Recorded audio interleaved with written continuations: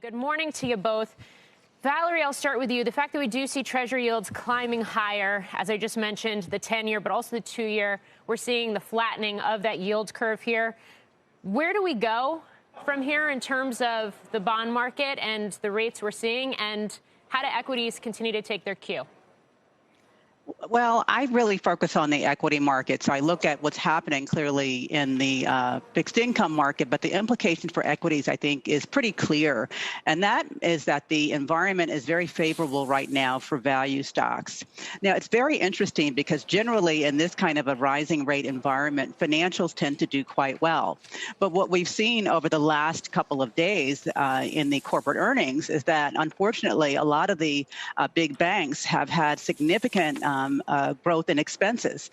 With the Great Resignation, the calls for higher compensation, that has really offset, if you will, the growth in their net interest income. So it's a bit of a double-edged sword right now, given rising costs for wages as well as rising rates. Yeah, Joanne, I mean, a lot of the talk right now is that the market is pricing in 4 rate hikes this year, plus the possibility of quantitative tightening. We actually see that playbook play out this week. Even if the Fed can tighten and tighten so aggressively and the economy continues to grow, does it matter where equities are concerned here, or given valuations, we're just due for a correction?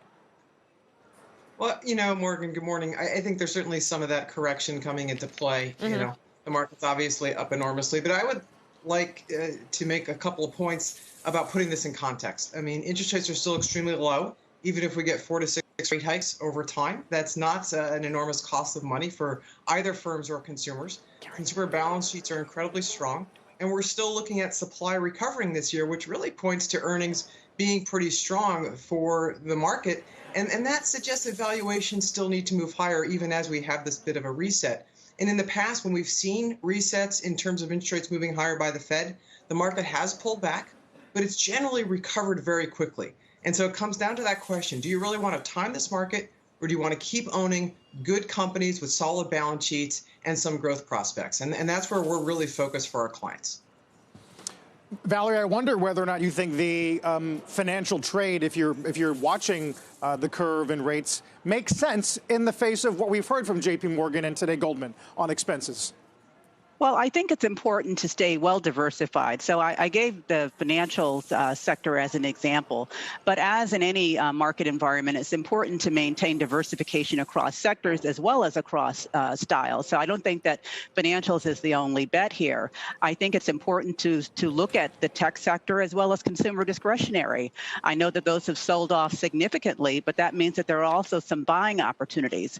And also within those two sectors in particular, there tends to be a wide dispersion of returns. And that means there's an opportunity for stock selection as well.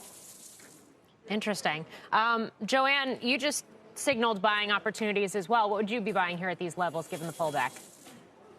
There are lots of opportunities. When you look at what's happened really since early November, you saw a lot of the software stocks in particular really pull back sharply. And it was a case of the babies being thrown out with the bathwater. So a lot of quality companies, maybe it's a PayPal, or a smaller name like an Encino. These are companies with real customers, real sales, the opportunity for earnings that they may be deferring until later because they're still, really growing rapidly.